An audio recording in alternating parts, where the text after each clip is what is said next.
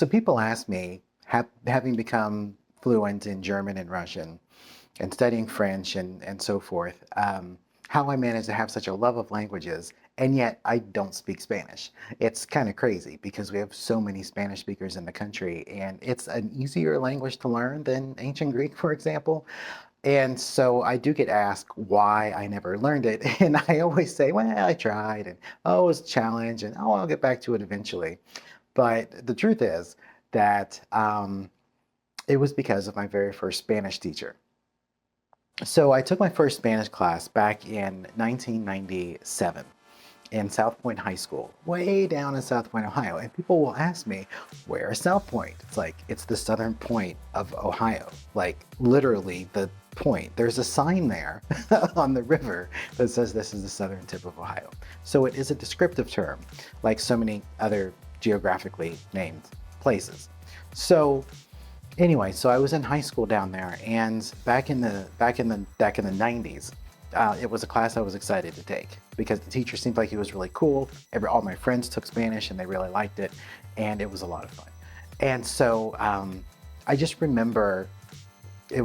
I just remember it's odd thinking about it now from today, how exciting it was to take that first class. It was almost as excited as I was to take my first Russian lesson, but I'll talk about that in a different video. Anyway, so what was exciting about it is that it was one of the few classes in school of which I wasn't aware. And I didn't really know a lot of the material, and I was really starting from scratch. Every time I took a class, I knew the material, it was really easy, and it wasn't much of a challenge. In fact, I was really bored in school, but I guess that's a conversation for my why I homeschooled my kids video. But at this point, what I was just really excited to learn another language, and I didn't really see it as something that was possible. And I think a lot of people feel that way. But at the time, I didn't understand why people had such a problem with language learning. So I go into class, and what I remember from it was that he made it fun. We sang Spanish songs. I think there was a sombrero involved, if I remember correctly. And it was just really exciting. And my teacher then made language learning such a joy that it was exciting to go to class every day. And we just learned a lot about the people and the culture from the Spanish-speaking countries. He frequently spent time, I think, in Mexico or in South America, I don't remember which. And it was just a real pleasure. And it was something that I don't think people really get out of foreign language classes now, especially in the college level or high school level, where the way they teach is just so abysmal. But what was nice about it is the teacher not only enjoyed teaching Spanish, he liked all the kids. And I remember going through the first semester and I think the second semester really excited in high school about that class, like every day. But one day we came into class, and instead of the teacher being there, the police were there instead. And now I just thought, oh crap, he's dead. And they're here to give us the bad news. And people have been talking about how he was gone in school that day, you know, the daily gossip. And turns out, throughout the police interrogation that most of the class had to go through, and several other students and whatnot, the teacher had apparently not, he did certainly like the students, and there's a couple he seemed to have liked a little too much, one in particular that he had run off with the night before and had completely disappeared. And so I never really got the story about what happened, and I've always kind of wondered, you know, what happened? Did he go to jail? You know, this or that. Eventually the girl, I think we saw her again eventually. I don't remember if she came back to school the next year, but I did see her at the class reunion, and she brought him, him with her. Oh my God. And what I guess the bad part of it was, as soon as I saw him at the class reunion, I was like, dude, are you allowed to be here? It was just unbelievable. He really was a good teacher. You can't say that he wasn't, because we all were excited to be in class and we learned. But then we were stuck with this other teacher. After the police left the next day, we had this other teacher. Probably less prone to run off with somebody from the class, but she was also really boring. I did not like her, and because of the situation, I was just like, I think I had to tell the principal. I was like, I'm not having it. Can you put me somewhere else? And they put me in another class. I think they let some of us change. I may have switched. What did I take? I don't remember. it doesn't matter. But I carried that enthusiasm with me to learning the language and being in class. I had no concept of learning a language on my own.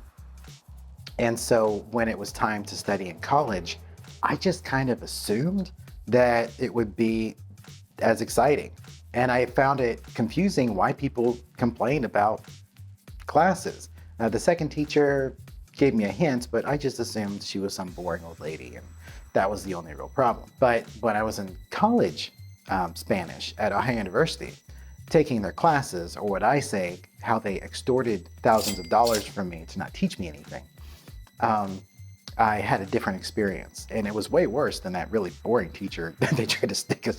But it was challenging because all they wanted you to do was you came in every day into class, and they'd give you like 20 or 30 verbs to memorize, and there was no instruction. There was no let's use these in a sentence. It was just memorize these verbs and then try to say it, and it's not how you teach. And looking back on that, I learned very quickly when I started learning other languages that is not how language learning works. The scientific research on how the brain learns languages fits with the fun and the chunking, where you're learning sentences as words. You learn them as a sentence. I ran, he ran, I run, she runs, and so forth.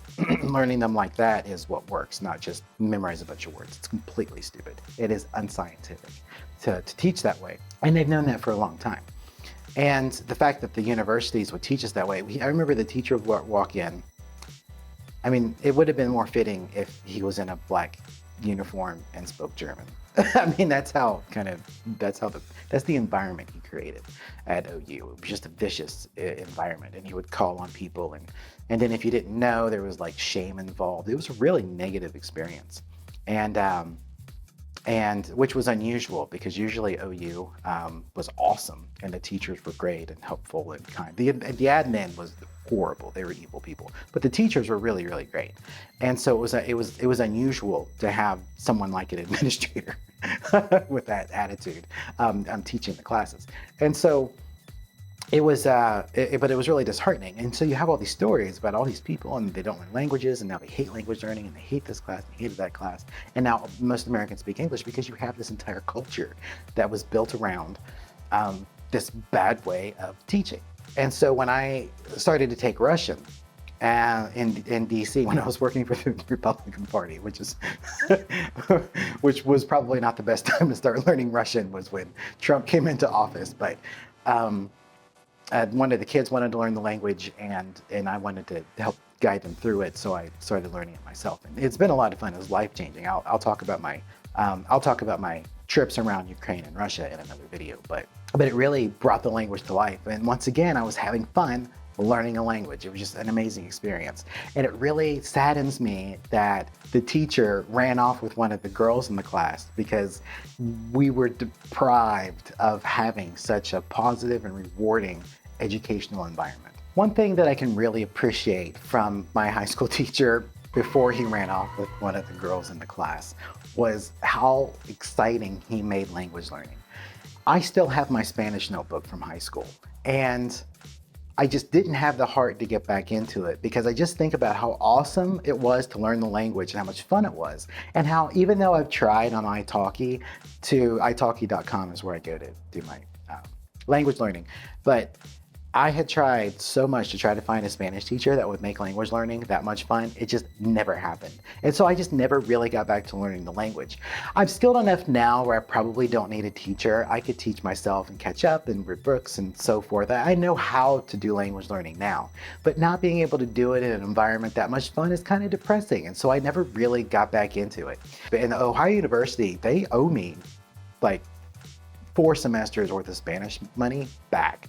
I didn't learn the language. They gave me a shitty teacher, and I resent it. It's bad enough they made me take a bunch of other bullshit classes that did nothing for me. They gave me bad marks for classes that I never registered for, I never took, and didn't know anything about, and they're still on my transcripts, which just made it hard for me to get into graduate school. And so OU, they just, Anyway, my kids didn't go to Ohio University, partly because of that, but I'll have to make another video about that as well. But that is why I never learned Spanish. I hope to get back into it one day though. I think it's a beautiful language like the other languages that I'm learning. And more Americans need to speak languages, and we need more teachers like that who won't run off with the people in their class. You know, there was a problem with the French teacher at that school as well. I don't know what it was with, maybe it's because I was in Appalachia, I don't know. But anyway, language learning is awesome, and I highly recommend it. If you've got kids in school, or you want to make sure that your family can learn a foreign language, you have to do it in a way where it's fun, and you have to use scientific methods and scientific-based methods of learning, where you learn whole sentences, where you break the grammar down, where you do reading and you sing songs and you listen to music and really enjoy it, and not do it the way the schools do it. And that would basically solve a serious problem in our society. So anyway, so this was the second video I was to do off script as part of my social media exercise, which I discussed in the last video that I posted. And so now I don't know how to end this other than to say, and that's why I didn't learn Spanish.